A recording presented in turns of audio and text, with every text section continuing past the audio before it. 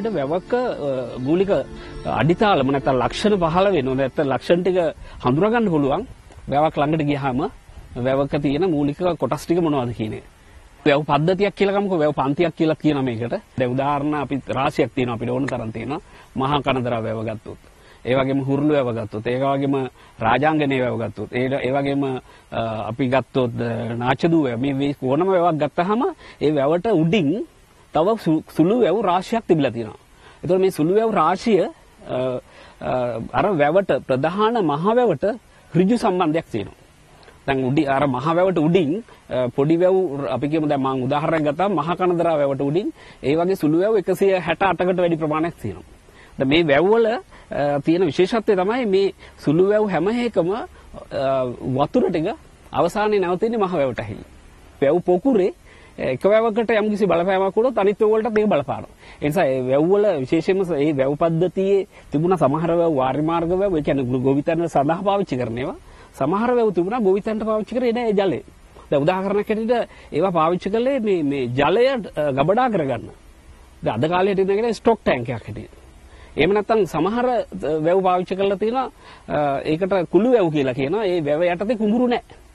ඒ කියන්නේ බන්ට් එක විතරයි දෙන්නේ. බැම්ම විතරයි දෙන්නේ. සොරවු නැහැ. ඒතකොට සොරවුවක් නැති වැව් තිබිලා තියෙනවා අපේ. ඒතකොට ඒක පාවිච්චි කරලා තියෙන්නේ ඒ ප්‍රදේශයේ නියඟයක් ආවොත් ඒ වගේම සත්තුන්ට ජලය අවශ්‍ය වුණොත් මිනිසුන්ට බොන්න ජලය අවශ්‍ය වුණොත් ඒ වැවේ ජලය පාවිච්චි කරනවා. කුඹුරු වලට මේ ජලය අරගෙන නැහැ. ඒතකොට ඒ නිසා එහෙම වැව් කීපයක් අර පද්ධතිය තුළ තියෙනවා. මේක ඊටාම පරිසර හිතකාමී වැව් පද්ධතියක් තමයි නිර්මාණය කළේ. දැන් මේ වැව් පද්ධතිය අපි අරගෙන බැලුවාම මේක අඛණ්ඩ සම්බන්ධයක්. අඛණ්ඩ සම්බන්ධය මේ පද්ධතිය තුල තිබුණා.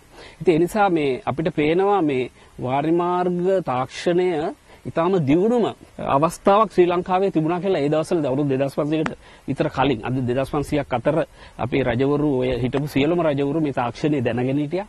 ඒ වගේම මේ තාක්ෂණය උපරිම වශයෙන් පාවිච්චි කළා ප්‍රදේශයේ ජනතාවගේ කෘෂිකාර්මික දියුණුව සඳහා විශාල කාර්යභාරයක් කරා කියන එක. වැවක් ගත්තාම වැවේ මූලික වශයෙන් ප්‍රධාන අංග ලක්ෂණ කීපයක් තියෙනවා. වැවේ ප්‍රධානම එක තමයි වැව් බැම්ම.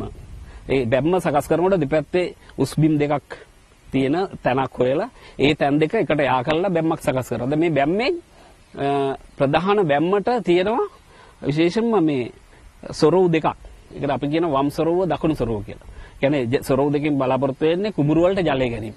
දැන් මේ සොරව් දෙකට අමතරව කුඩා වැව් වල ඉස්සර තිබිලා තියෙනවා මේ තව මැද සොරවුවක්. මේ මඩ සොරවුව කියන එකෙන් මේ කරන්නේ මේ අර ජලය දෙපැත්තේ සොරව් දෙකෙන් ගන්න බැරි අවස්ථාව වෙනකොට ගොඩාක් පෑවිල්ලක් එනකොට මේ කුඹුරු වලට යවන්න බැරි මට්ටමට එනකොට ජලය අර යට තියෙන සොරවුවෙන් කියන්නේ මඩ සොරවුව සම්පූර්ණම මේගොල්ලෝ අරිනවා.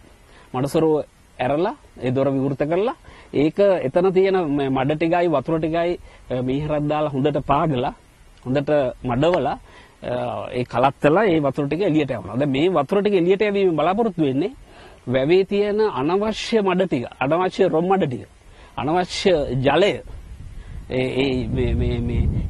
එතනින් ඉවත් කිරීම සහ ඒ වැව සුද්ධ පවිත්‍ර කිරීම මේ තුලින් වැව සුද්ධ පවිත්‍ර වෙනවා පිරිසුදු වෙනවා.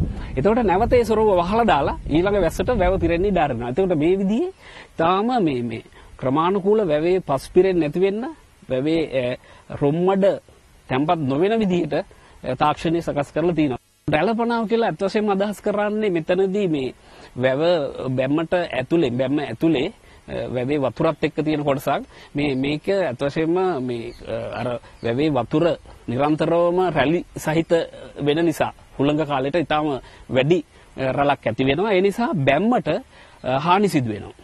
ඒතකොට බැම්මට හානි සිදුවීම අවම කිරීම සඳහා තමයි අර රැළපණාව කියන කොටසේ කළුගල් දාලා ඒ වගේම කළුගල් අතුරලා ඒ වගේම යම්කිසි බාධාවක් නැති කරලා බැම්මට වෙන හානිය අවම කරන්න කටයුතු කරනවා. මේක ඇත්තට රැළපණාව කියන එක එදා ඉඳලා අදටත් මේක හොඳට පාවිච්චි කරනවා, හොඳට ක්‍රියාත්මක කරනවා.